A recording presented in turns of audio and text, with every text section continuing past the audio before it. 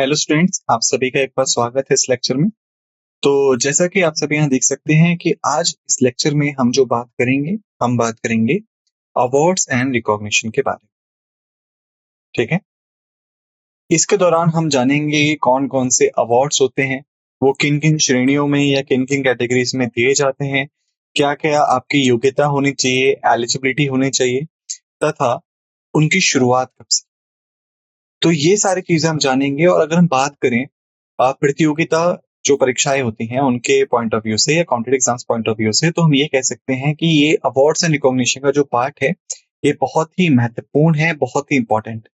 क्योंकि कई बार अक्सर जो क्वेश्चंस है वो यहाँ से सीधे तौर पे पूछे जाते हैं। आपसे अवार्ड का नाम पूछा जाएगा कि किस श्रेणी में दिया जाता है। करंट अफेयर से पूछ लिया जाएगा कि अभी हाल फिलहाल में अवार्ड किस किस को मिला है, या फिर आपसे पूछ लिया जाएगा कि इस अवार्ड का नाम नीचे ऑप्शंस में होगा, ऊपर कैटेगरी देके पूछ लिया जाएगा कि इस कैटेगरी में नीचे जो दिए गए अवार्ड्स हैं उनमें से कौन सा अवार्ड दिया जाता है। तो घुमा फिरा के क्वेश्चंस आपसे पूछे जा सकते हैं, लेकिन ये तय है, ये निश्चित है कि क्वेश्चंस आपको यहाँ से देखने को मिलेंगे, प्रश्न आपको यहाँ से देखने को मिलेंगे। इसी वजह से ये महत्वपूर्ण हो जाता है कि हम इस चीज को अच्छे से कवर अप करें। ठीक है, आइए अब हम देखते हैं कि हम किन किन अवार्ड्स को यहाँ देखने जा रहे हैं। हम देखेंगे पद्म पुरस्कार को, वीरता पुरस्कार को, नोबल पुरस्कार को, साहित्य में दिए जाने वाले पुरस्कारों को, फिल्मों में दिए जाने वाले पुरस्कारों को, खेल और क्रीड़ा में दिए जाने वाले पुरस्कारों को, वास्तुकला के पुरस्कारों को, विज्ञान और प्रौद्योगिकी के पुरस्कारों को, संगीत में दिए गए पुरस्कारों को, गणित में दिए गए पुरस्कारों को, शांति में दिए जा रहे पुरस्कारों को, लाल बहादुर शास्त्री राष्ट्रीय पुरस्कार को, ग्रीन स्टार पुरस्कार को, रैमन मैग्सेसे पुरस्कार को, पुलित्जर पुरस्कार को, साहित्य अकादमी पुरस्कारों को, मंथन पुरस्कार को, फीफी पुरस्कार को, संगीत नाटक अकादमी पुरस्कार को, बाफ्टा पुरस्कार को, और अंत में हम देखेंगे इन सभी पुरस्कारों का सारांश। ठीक है, लेकिन शुरुआत करने से पहले हर बार की तरह हमारे पास एक छोटा सा डिस्क्लेमर है जिसे यहाँ पे समझना बहुत ही इंपॉर्टेंट है, बहुत ही महत्वपूर्ण। तो शुरुआत करते हैं। The images used in a slide deck are for educational purposes only. We respect the intellectual property rights of the original creators and owners of these images. If you are the owner of any of the images used in this deck and you have any concerns or issues, please contact us at sathi@iitk.ac.in and we shall remove the images. असवीकरण हमारे side deck में उपयोग की गई छवियां केवल शैक्षिक उद्देश्यों के लिए है। हम इन छवियों के मूल रचनाकारों और मालिकों के बौद्धिक संपदा अधिकारों का सम्मान करते हैं। यदि आप उपयोग की गई किसी भी छवि के स्वामी हैं और आपको कोई चिंता या समस्या है तो कृपया हमसे sathi@iitk.ac.in पर संपर्क करें और हम इन छवियों को हटा दें। आइए शुरुआत करते हैं भारत रत्न। तो जो भारत रत्न है वो भारतीय गणराज्य का या इंडियन रिपब्लिक का सर्वोच्च नागरिक पुरस्कार है। ये पुरस्कार भारत के औपचारिक राष्ट्रपति उस समय के राजेंद्र प्रसाद द्वारा शुरुआत की गई थी इसकी 2 जनवरी 1954। ये पुरस्कार असल में उच्चतम कोटि की असाधारण सेवा या प्रदर्शन में की गई मान्यता में प्रदान किया जाता है, और इसको देते समय, प्रदान करते समय किसी भी प्रकार का भेदभाव जाति के आधार पे, व्यवसाय के आधार पे, पद के आधार पे या कहें कि लिंग के आधार पे नहीं किया जाता। जब इसकी शुरुआत हुई या कहें मूल रूप से ये जो पुरस्कार था ये कला, साहित्य, विज्ञान और लोक सेवा के क्षेत्र में उपलब्ध की गई उपलब्धियों तक ही सीमित था। यानी अगर किसी ने कला, साहित्य, विज्ञान या लोक सेवा के क्षेत्र में उच्चतम कोटि की असाधारण सेवा की है या प्रदर्शन किया है और कोई बहुत ही बड़ी उपलब्धि हासिल की है तो ये पुरस्कार उसे दिया जाएगा। लेकिन दिसंबर 2011 में सरकार ने मानदंडों का विस्तार करके इस मानव प्रयास के किसी भी क्षेत्र में इसको शामिल कर दिया। यानी वो कोई भी क्षेत्र जहां पे मानव या कह सकते हैं जो ह्यूमंस हैं वो काम कर सकते हैं, वो कार्य कर सकते हैं, अगर उस सभी क्षेत्रों में उच्चतम कोटि के या कहा जाए एक्सेप्शनल सर्विस या परफॉर्मेंस दी गई है हाईएस्ट ऑर्डर की, तो ऐसे में ये पुरस्कार उन्हें दिया जाएगा। भारत रत्न देने के लिए जो सिफारिशें हैं वो प्रधानमंत्री करते हैं राष्ट्रपति से, और हर साल अधिकतम 3 लोगों को नामांकित किया जाता है इस पुरस्कार के लिए, जिसमें से या तो तीनों को या किसी एक या दो को जो राष्ट्रपति हैं वो ये पुरस्कार देते हैं। भारत रत्न के बाद दूसरा हमारा आता है पद्म अवार्ड्स। देखिए, अगर बात की जाए पद्म पुरस्कारों की, तो देखिए एक चीज यहाँ पे समझने वाली है। जो पद्म पुरस्कार है वो असल में खुद ही एक कैटेगरी है, खुद ही एक श्रेणी है जिसे पद्म श्रेणी के नाम से जाना जाता है, जिसमें आपके 3 पुरस्कार आते हैं, पद्म विभूषण, पद्म भूषण और पद्म श्री। सबसे बड़ा है पद्म विभूषण, उसके पश्चात है पद्म भूषण और सबसे आखिर आता है पद्म श्री। इस श्रेणी के बाहर जाके पद्म अवार्ड्स जो हैं ये आपके सिविलियन अवार्ड्स में भी काउंट होते हैं, नागरिक पुरस्कार में भी काउंट होते हैं। ठीक है, जैसे कि अगर हम बात करें पद्म विभूषण की, तो 1954 में इसको स्थापित किया गया था। भारतीय गणराज्य का दूसरा सर्वोच्च नागरिक पुरस्कार है, यानी ये सेकंड हाईएस्ट सिविलियन अवार्ड है सभी अवार्ड्स की कैटेगरी में, और पद्म अवार्ड्स की कैटेगरी में ये नंबर 1 पे आता है। ठीक है, और इस पुरस्कार को देते समय किसी भी प्रकार का भेदभाव जाति के आधार पे, व्यवसाय के आधार पे, पद के आधार पे या लिंग के आधार पे नहीं किया जाता। ठीक है, हालांकि डॉक्टरों और वैज्ञानिकों को छोड़ के जितने भी सरकारी कर्मचारी हैं, जिसमें कि पीएसयू में काम करने वाले लोग भी शामिल हैं। पीएसयू क्या होता है? पीएसयू की जो आप कह सकते हैं फुल फॉर्म है वो है पब्लिक सेक्टर यूनिट्स। असल में कुछ ऐसी कंपनीज हैं जो कि भारतीय सरकार या फिर राज्य सरकारों के अधीन होती हैं, उन्हीं को हम पीएसयू करते हैं। तो जो भी लोग सरकारी कर्मचारी हैं या पीएसयू में भी काम करते हैं, उनमें से कोई भी इस पुरस्कार के लिए पात्र नहीं है, क्योंकि जो भी वो काम करते हैं वो उनका दायित्व है, उनकी ड्यूटी है। ठीक है, लेकिन डॉक्टरों और वैज्ञानिकों को छोड़ के, यानी अगर कोई सरकारी डॉक्टर या सरकारी वैज्ञानिक है, उनको छोड़ के बाकी सभी लोग पात्र नहीं है, लेकिन डॉक्टर और वैज्ञानिक पात्र हैं। पद्म विभूषण के बाद जो दूसरा आता है वो आता है पद्म भूषण। सभी पुरस्कारों की श्रेणी में पद्म भूषण जो है ये तीसरा सर्वोच्च नागरिक पुरस्कार है भारतीय गणराज्य का। और यदि हम बात करें सिर्फ और सिर्फ पद्म पुरस्कारों की श्रेणी में, तो ये तीसरा सर्वोच्च नागरिक पुरस्कार है जो कि जाति, व्यवसाय, पद या लिंग के भेद के बिना किसी भी व्यक्ति को दिया जा सकता। ठीक है, यानी कह सकते हैं कि जिसको देते समय जाति, व्यवसाय, पद या लिंग के आधार पे कोई भेदभाव नहीं किया जाएगा। हालांकि इसमें भी सेम वही आप कह सकते हैं, बिल्कुल वही योग्यताएं शामिल हैं कि जो लोग सरकारी कर्मचारी हैं या पीएसयू में काम करने वाले लोग हैं, वो इस पुरस्कार के लिए पात्र नहीं है जब तक कि वो डॉक्टर या वैज्ञानिक श्रेणी में नहीं आते। सरकारी डॉक्टर और वैज्ञानिक ही सिर्फ इस पुरस्कार के लिए पात्र हो सकते हैं, और अन्य सरकारी कर्मचारी जो हैं वो इस पुरस्कार के लिए पात्र नहीं हो सकते। फिर आता है हमारा पद्मश्री। 1954 में इसको स्थापित किया गया था। देखिए, सभी पुरस्कारों की श्रेणी में ये चौथा सर्वोच्च नागरिक पुरस्कार है, और पद्म पुरस्कारों की श्रेणी में ये तीसरा पुरस्कार। ठीक है, ये पद्म शब्द जिसका मतलब संस्कृत में कमल होता है, और श्री जिसको हम संस्कृत व्युत्पन्न सम्मान यानी कि श्री या सुश्री के समक्ष कहते हैं। जैसे कि हम जानते हैं कि हम लोग कई बार किसी को सम्मान देने के लिए बोलते हैं ना, मिस्टर एंड मिसेस या मिस, वैसे ही हम हिंदी में बोलते हैं, संस्कृत में बोलते हैं श्री, श्रीमान, सुश्री, श्रीमती। तो उसी के आधार पे पद्मश्री लगाया गया है, यानी हम सम्मान देने के लिए से बोलते हैं। ये पुरस्कार मानदंडों में कला, शिक्षा, उद्योग, साहित्य, विज्ञान, खेल, चिकित्सा, समाज सेवा और सार्वजनिक मामले में अपनी उत्कीर्ण सेवा देने के लिए दिया जाता है। अब हम बात करते हैं गैलेंट्री अवार्ड्स की, या कहें वीरता पुरस्कारों की।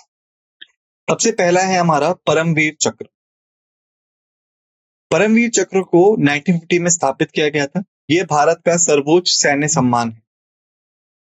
इस सम्मान को युद्ध काल के दौरान वीरता के विशिष्ट कार्यों के प्रदर्शन के लिए दिया जाता है, जो कि शत्रु की या दुश्मन की उपस्थिति में या उसके होने के दौरान होते हैं। चाहे ये भूमि पे किया गया हो, समुद्र पे किया गया हो या फिर हवा में या वायु में किया गया। सबसे उल्लेखनीय वीरता या कोई साहसिक या प्रमुख वीरता का कार्य या आत्म बलिदान होने पे इस पुरस्कार को दिया जाता है। अन्य युद्धकालीन वीरता पुरस्कार जो हैं वो है महावीर चक्र और वीर चक्र, जिन्हें साल 1950 में ही स्थापित किया गया था। अब हम बात करें अगर महावीर चक्र की, तो देखिए इसका जो शाब्दिक अर्थ है वो होता है महान योद्धा पदक। भारत का दूसरा सबसे सर्वोच्च सैन्य सम्मान है, जो कि परमवीर चक्र के बाद आता है और शत्रु की उपस्थिति में उल्लेखनीय वीरता के कार्यों के लिए दिया जाता है, चाहे वो भूमि पर हो, समुद्र में हो या वायु में। फिर आता है हमारा वीर चक्र। भारत का तीसरा सर्वोच्च सैन्य सम्मान है, जो कि महावीर चक्र के बाद आता है और शत्रु की उपस्थिति में उल्लेखनीय वीरता के कार्यों के लिए दिया जाता है, चाहे वो भूमि पर, समुद्र में या वायु में। इसके पश्चात फिर आता है हमारे अशोक चक्र। 1952 में इसको स्थापित किया गया था। ये भारत का सर्वोच्च शांतिकाल सैन्य अलंकरण है या कहें कि आपका मिलिट्री डेकोरेशन है, जो कि युद्ध के मैदान से दूर, यानी अभी युद्ध नहीं चल रहा है लेकिन किसी ना किसी कारण की वजह से दुश्मनों के समक्ष अपनी वीरता, साहसी कार्रवाई या फिर आत्म बलिदान के लिए सम्मान करने के लिए दिया जाता है। सुहास विश्वास जो थे वो अशोक चक्र से सम्मानित होने वाले भारतीय वायुसेना के सबसे पहले अधिकारियों में से एक। कीर्ति चक्र भारतीय सैन्य सम्मान है, जो कि युद्ध क्षेत्र से दूर वीरता, साहसिक कार्य या फिर आत्म बलिदान के लिए प्रदान किया जाता है। ये नागरिकों के साथ साथ सैन्य कर्मियों को भी प्रदान किया जाता है, जिसमें मरणोपरांत पुरस्कार भी शामिल है। शांतिकालीन वीरता पुरस्कारों की प्राथमिकता क्रम में ये दूसरे स्थान पर है। अशोक चक्र के बाद शौर्य चक्र से पहले आता है। सबसे आखिरी जो वीरता पुरस्कार है वो है शौर्य चक्र। 1952 में इसको स्थापित किया गया। भारतीय सैन्य सम्मान है, जो कि वीरता या साहसिक कार्य या आत्म बलिदान के लिए प्रदान किया जाता है जब दुश्मन के प्रत्यक्ष कार्रवाई में संलग्न नहीं होते हैं, लेकिन तब भी अपनी वीरता किन्हीं कारणोंवश दिखाई जाती है। यह नागरिकों के साथ साथ सैन्य कर्मियों को भी प्रदान किया जाता है। देखिए, वीरता पुरस्कार में आपके कुल मिला के 6 पुरस्कार शामिल हैं। सबसे पहला परमवीर चक्र, फिर महावीर चक्र, फिर वीर चक्र, फिर आते हैं अशोक चक्र, कीर्ति चक्र और शौर्य चक्र। अब इन 6 को अलग अलग कर लीजिए 3-3 के भाग में। जो आपके पहले 3 हैं, परमवीर चक्र, महावीर चक्र और वीर चक्र, ये युद्ध के दौरान साहसिक कार्य दिखाने के लिए दिए जाते हैं।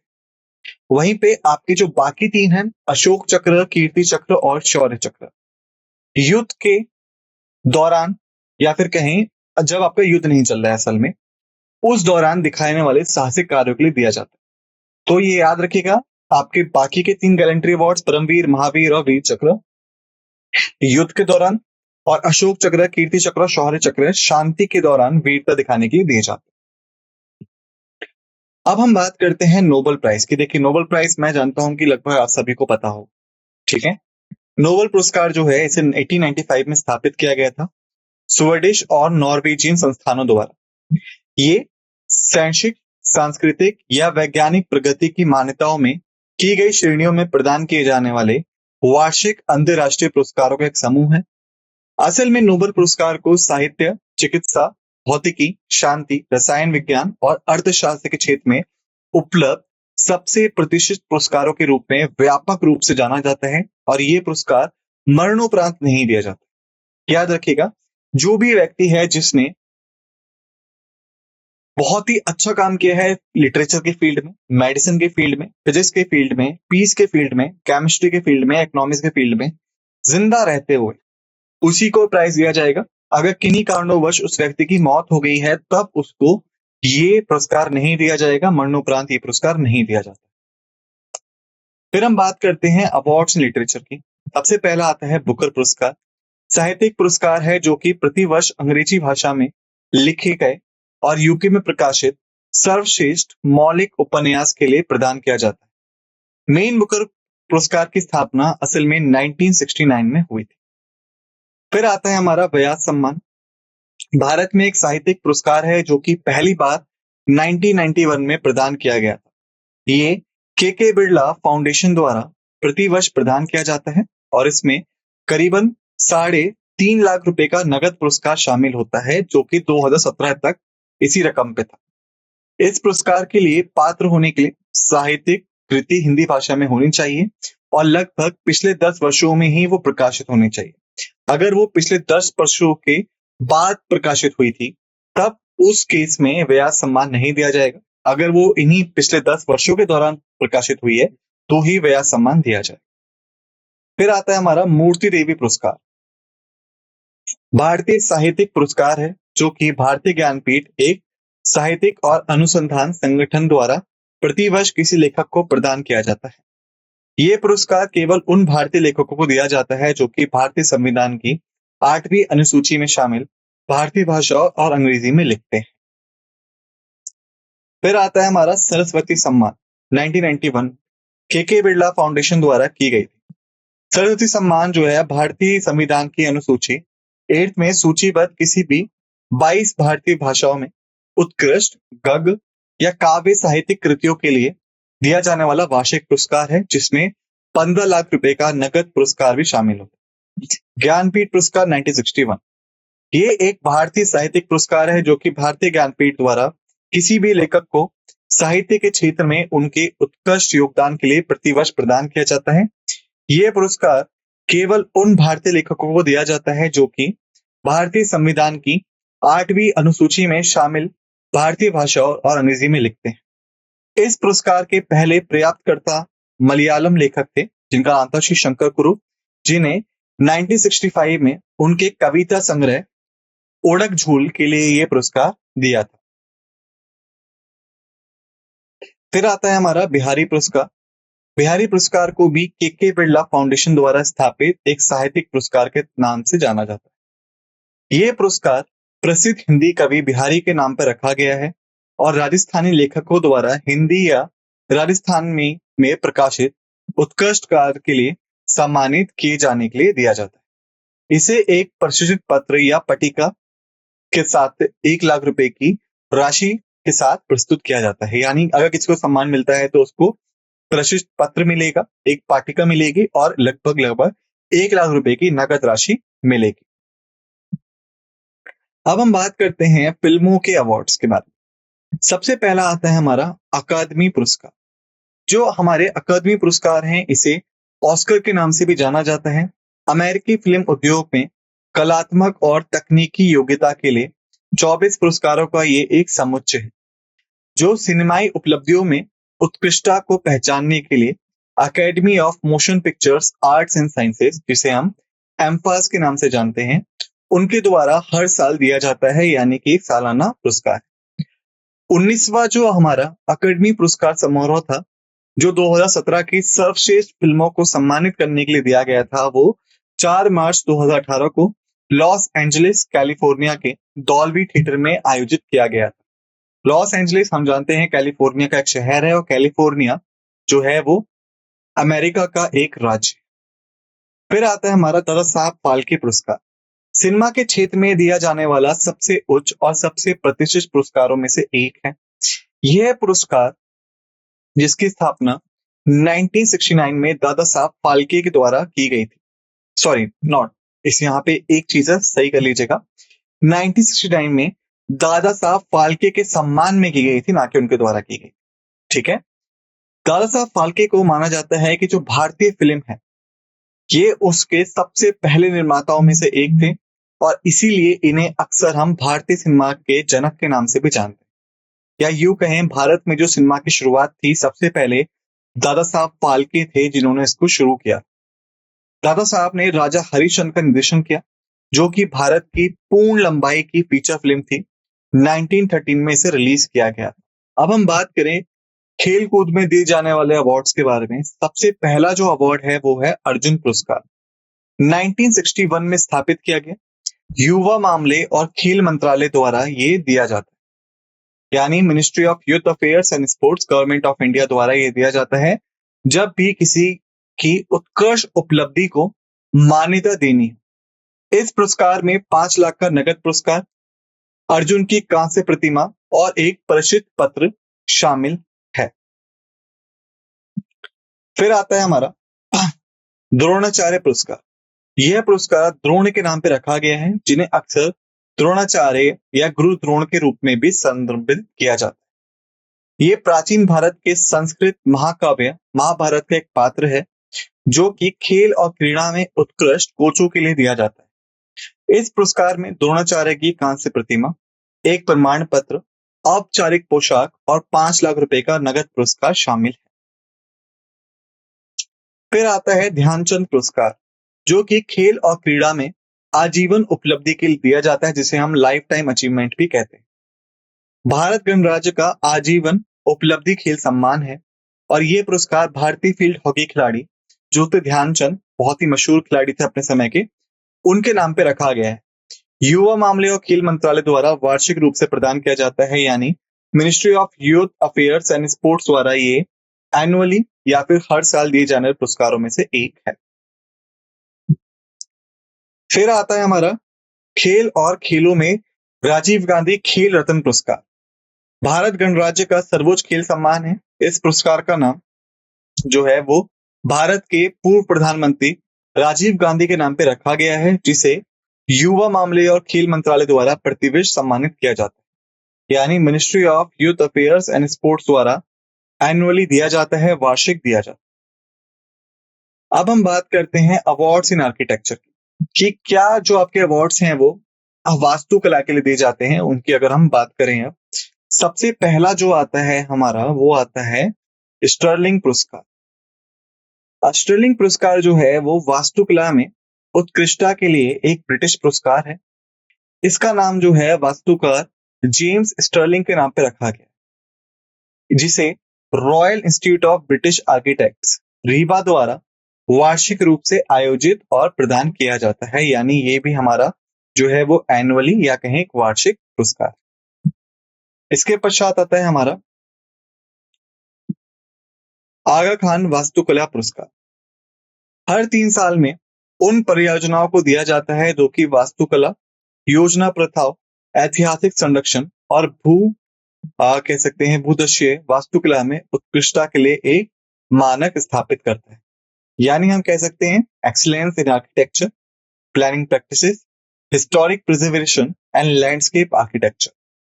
इसमें किए गए सभी नए और कह सकते हैं न्यू स्टैंडर्ड्स को सेट करने के लिए, यानी जो भी नए नए मानक हैं, जो भी हमने ग्रोथ की है, जो भी हमने पाया है साल के दौरान, उसको सम्मानित करने के लिए किया जाता है। फिर आता है हमारा प्रित्जकर वास्तुकला पुरस्कार। तो ये जो है प्रित्जकर वास्तुकला का पुरस्कार, ये वार्षिक रूप से एक जीवित वास्तुकार या वास्तुकारों को सम्मानित करने के लिए दिया जाता है, जैसे जिनका निर्मित कार्य प्रतिभा, दृष्टि और प्रतिबद्धता की उन गुणों को प्रदर्शित करता है, जिसे वास्तुकला की कला के माध्यम से मानवता और निर्मित पर्यावरण के लिए निरंतर और महत्वपूर्ण योगदान दिया गया है। 1979 में जे.ए. प्रित्जकर और उनकी पत्नी सिंडी द्वारा इसको स्थापित किया गया था। फिर आता है हमारा विज्ञान और प्रौद्योगिकी, यानी साइंस एंड टेक्नोलॉजी में दिए जाने वाले अवार्ड्स। सबसे पहला है शांति स्वरूप भटनागर, जो कि साइंस एंड टेक्नोलॉजी भारत में एक विज्ञान पुरस्कार है और जो वैज्ञानिक और औद्योगिक संस्थानों द्वारा या कहें वैज्ञानिक और औद्योगिक संस्थान परिषद CISR द्वारा जीव विज्ञान, रसायन विज्ञान, पर्यावरण विज्ञान, इंजीनियरिंग, गणित और चिकित्सा और भौतिकी में उल्लेखनीय और उत्कृष्ट अनुसंधान, अनुप्रयोग या मौलिक के लिए प्रतिवर्ष दिया जाता है। इस पुरस्कार का उद्देश्य विज्ञान और प्रौद्योगिकी में उत्कृष्ट भारतीय कार्य को मान्यता देना है। ठीक है, council of scientific and industrial research जो है वो इसे देता है फॉर नोटेबल आउटस्टैंडिंग रिसर्च, जो कि आपकी applied of fundamental biology, chemistry, environmental science, engineering, mathematics, medicine and physics में की गई है और इसको रिकॉग्नाइज किया जाता है साइंस एंड टेक्नोलॉजी की। फिर आता है कलिंग पुरस्कार, जो कि विज्ञान के लोकप्रियकरण के लिए यूनेस्को द्वारा दिए जाने वाले एक पुरस्कार में से एक है, जो कि आम लोगों को वैज्ञानिक विचारों को प्रस्तुत में करने में असाधारण कौशल के लिए दिया जाता है, जिसकी स्थापना 1952 में की गई थी। फिर आता है म्यूजिक में, संगीत में दिए जाने पुरस्कार। सबसे पहला है ग्रेमी पुरस्कार। वो पुरस्कार है जो कि द रिकॉर्डिंग एकेडमी द्वारा मुख्य रूप से अंग्रेजी भाषा के संगीत उद्योग में उपलब्धि को मान्यता देने के लिए प्रदान किया जाता है। पहला ग्रैमी पुरस्कार समारोह 4 मई 1959 को आयोजित किया गया था। फिर हम बात करते हैं गणित में दिए जाने वाले पुरस्कार को। फील्ड्स मेडल को व्यापक रूप से गणित के लिए सर्वोच्च सम्मान माना जाता है। ये पदक पहली बार 1936 में फिनिश गणितज्ञ लार एल फॉर्स और अमेरिकी गणित जेसी डगलस को प्रदान किया गया था और तब से 1950 से हर साल प्रदान किया जाने लगा है। हर 4 साल में एक बार प्रदान किया जाता है। फिर आता है एबल पुरस्कार 2001 में। नॉर्वेजियन पुरस्कार है जो कि नॉर्वे सरकार द्वारा प्रतिवर्ष एक या अधिक उत्कृष्ट गणितज्ञों को प्रदान किया जाता है। ARWU द्वारा दिए गए शैक्षिक उत्कृष्टता संरक्षण के अनुसार एबल पुरस्कार फील्ड्स मेडल के बाद गणित के क्षेत्र में दूसरा सबसे सर्वोच्च पुरस्कार है। फिर आता है शांति के लिए दिए जाने पुरस्कारों में से एक अंतर्राष्ट्रीय गांधी शांति पुरस्कार। महात्मा गांधी के नाम पर है। भारत सरकार द्वारा प्रतिवर्ष प्रदान किया जाता है। गांधी द्वारा प्रतिपादित आदर्शों के लिए प्रति श्रद्धांजलि के रूप में भारत सरकार ने 1995 में मोहनदास गांधी की 125वीं जयंती के अवसर पर अंतर्राष्ट्रीय गांधी शांति पुरस्कार की शुरुआत की थी। फिर आता है लाल बहादुर शास्त्री नेशनल अवार्ड।